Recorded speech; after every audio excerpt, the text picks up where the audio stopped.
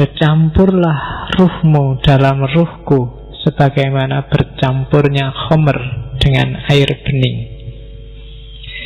Ketika sesuatu menyenggolmu, menyentuhmu, maka ia juga menyentuhku. Fa'idzan anta ana fi kulli hal, berarti engkau adalah aku dalam setiap kondisi. Ini awal-awalnya, sampai kemudian puncaknya ini, ana al-haq.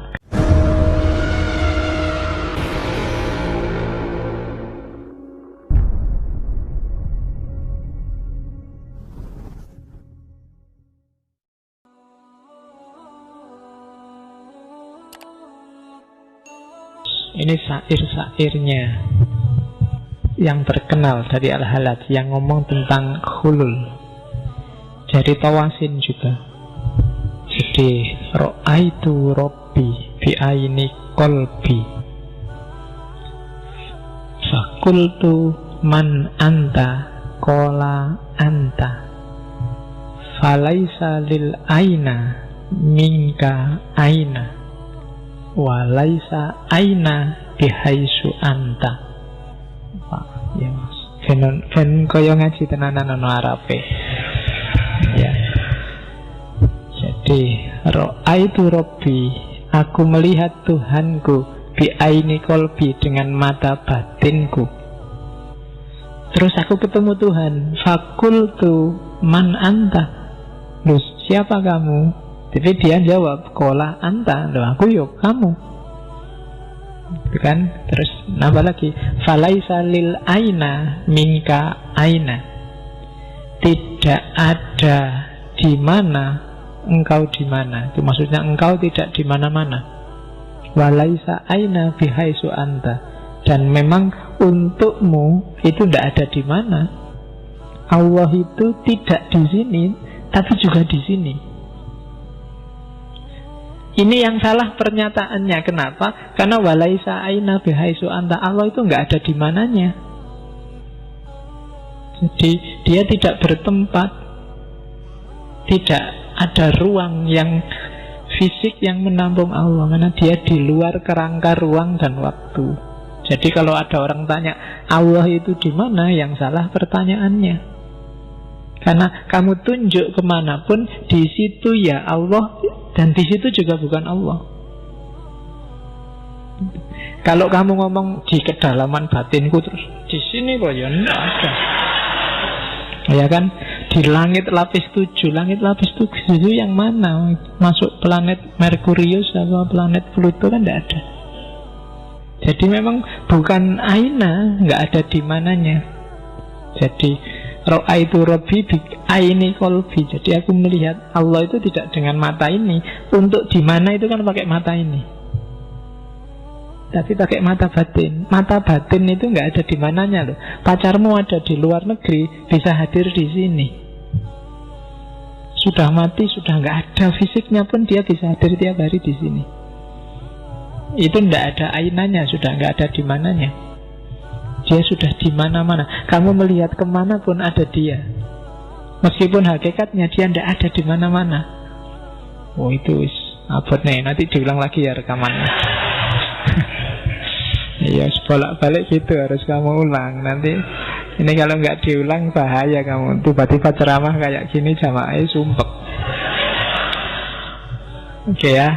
Pokoknya ini nggak usah dipakai khutbah Jumat. Ya, jangan khutbah Jumat hari ini temanya khulul itu Mas. Saya ingat dulu dosen baru ngajar mahasiswa baru, mata kuliahnya akhlak tasawuf. Pokoknya yang ngajar gini-gini lah, ada teori-teori tasawuf. Nah, pas ujian soalnya tulis apa yang dimaksud khulul. Nah, karena mahasiswanya mungkin nggak pernah masuk, nggak pernah belajar, dianggapnya soalnya salah ketik.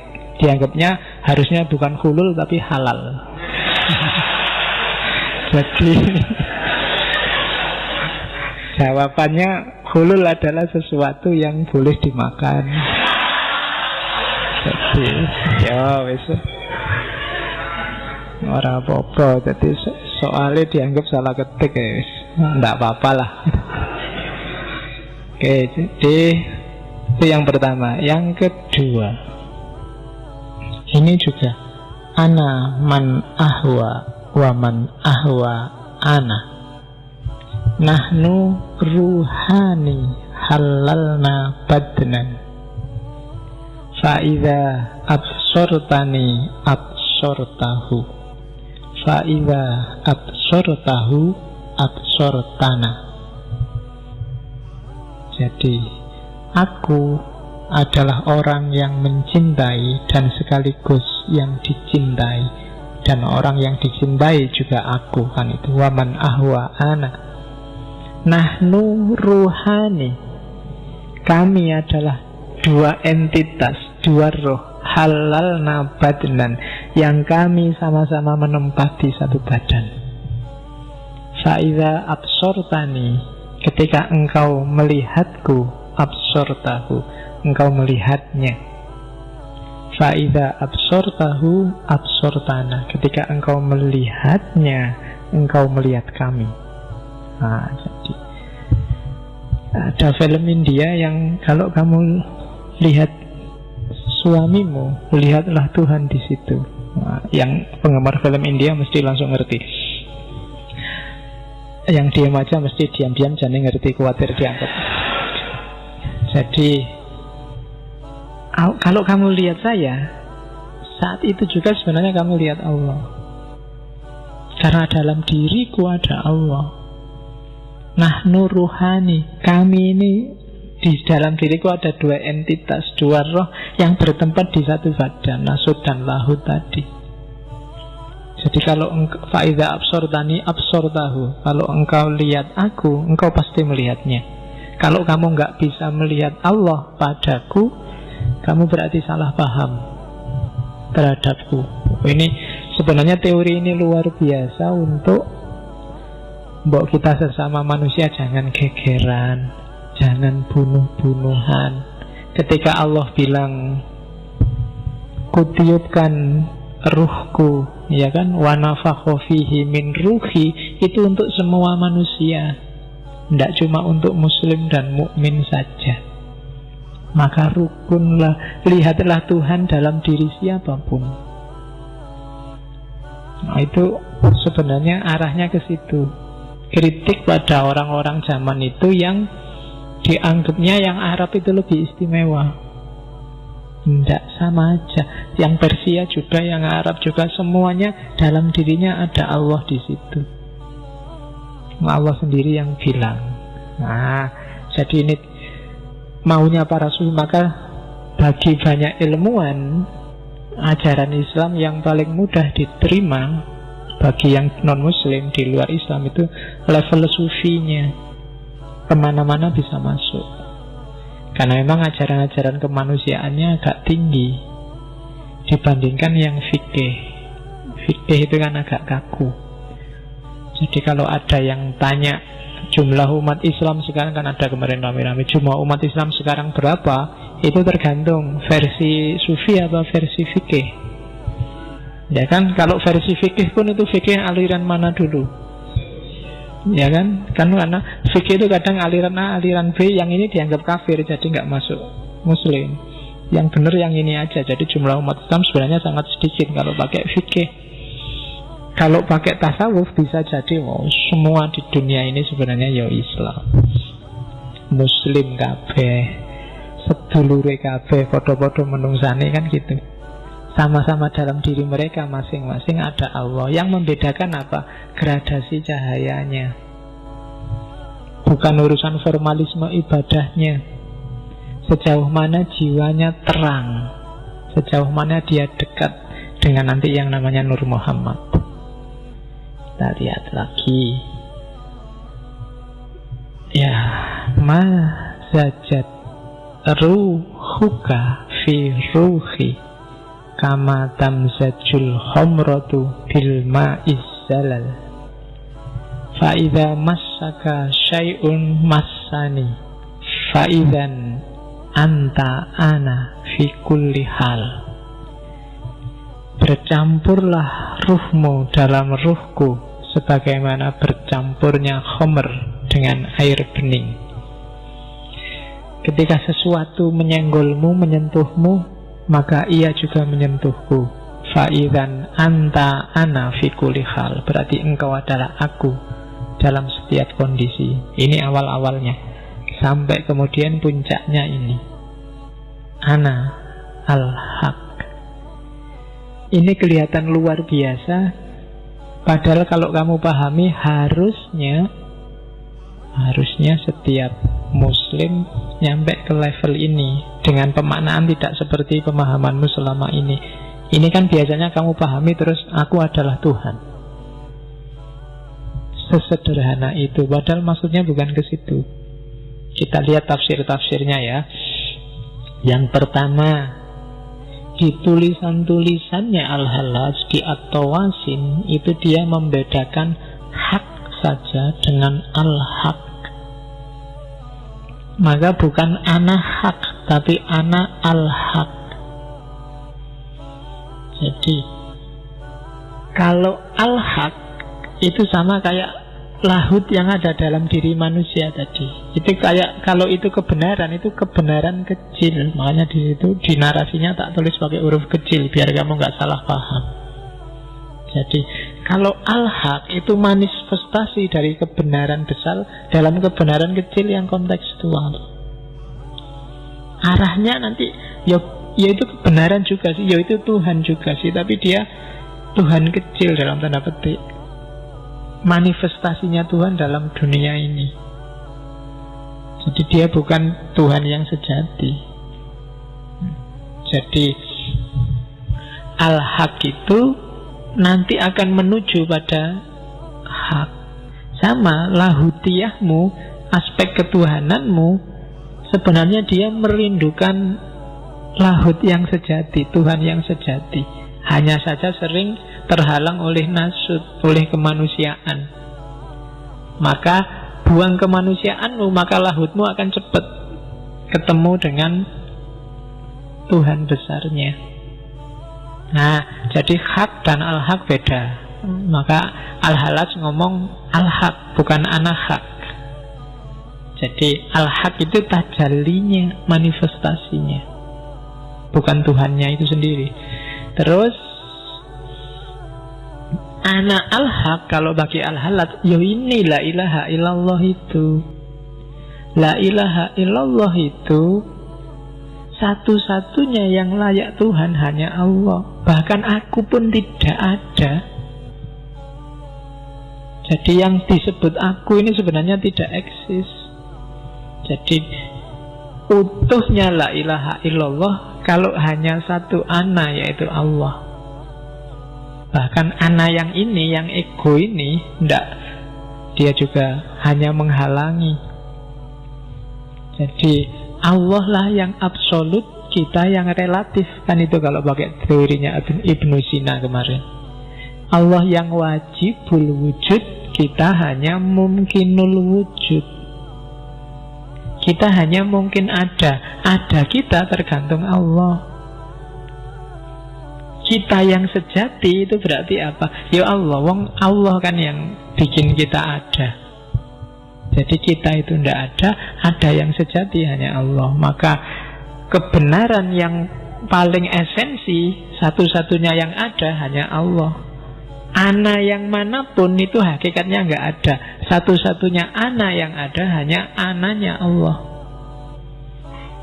Wah, ini jeru nih kawan. Jadi kamu sebenarnya nggak ada. Kamu ada karena Allah mengizinkan kamu ada.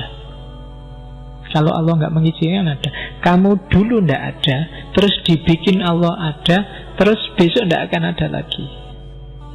Dari ada, dari tidak ada jadi ada, terus nggak ada lagi.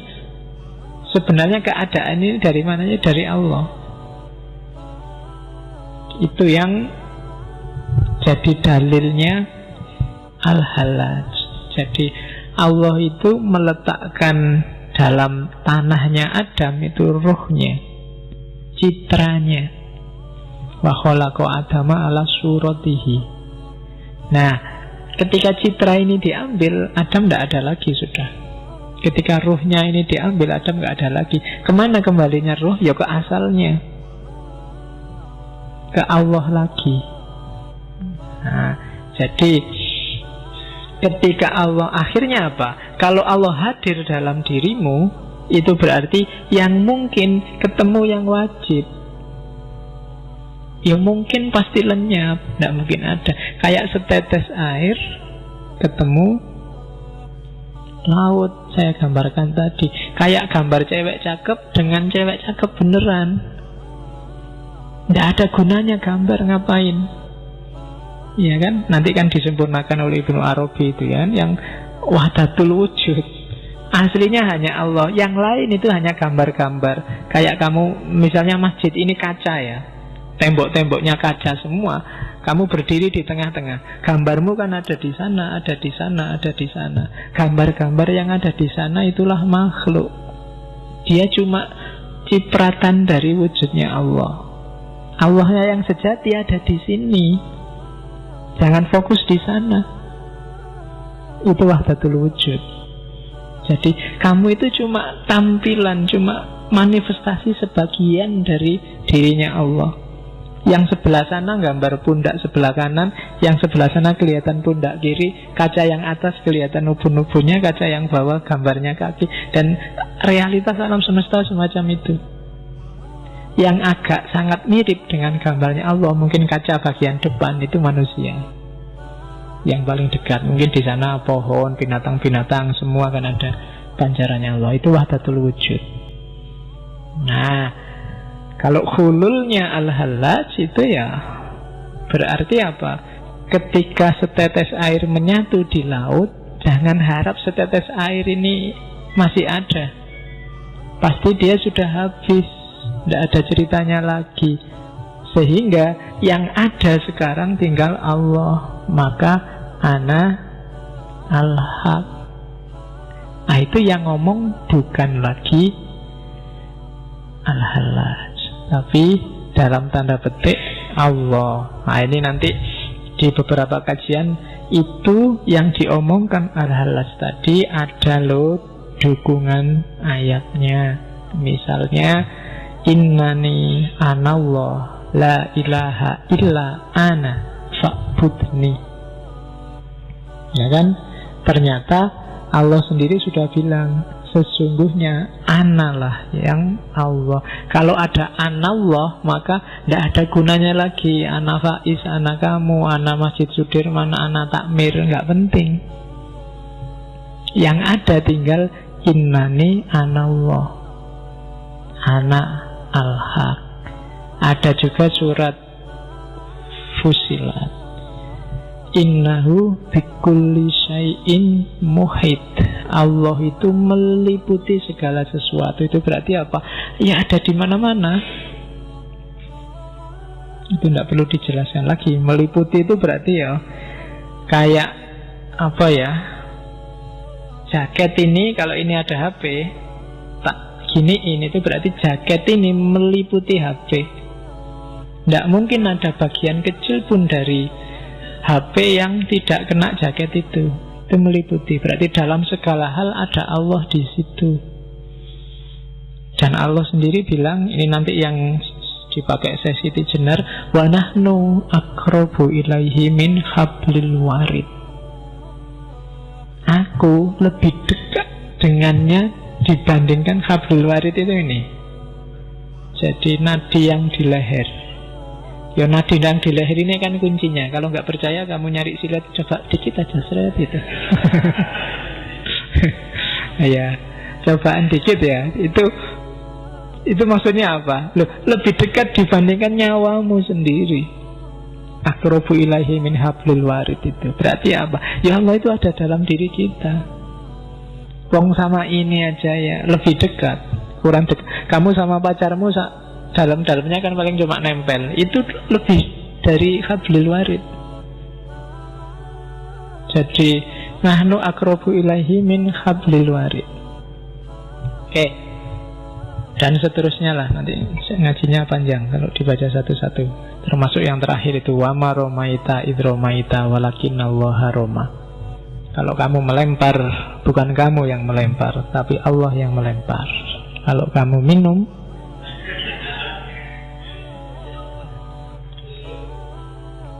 ya sayangnya aku belum nyampe makomnya, jadi Belum nyampe wa maromaitanya.